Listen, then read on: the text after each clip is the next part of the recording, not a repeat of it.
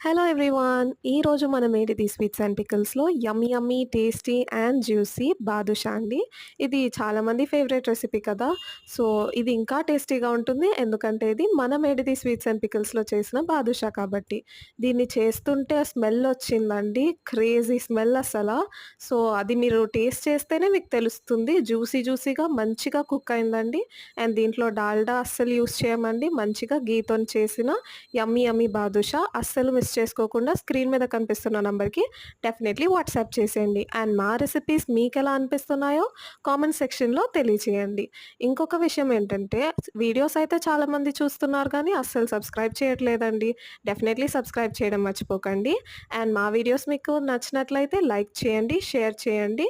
Me friends and families అందరికీ మనం ఏడిది స్వీట్స్ అండ్ పికిల్స్‌ని రికమెండ్ చేయండి. క్వాలిటీకి, టేస్ట్‌కి అండ్ హైజీన్‌కి no compromise. See you all the next time.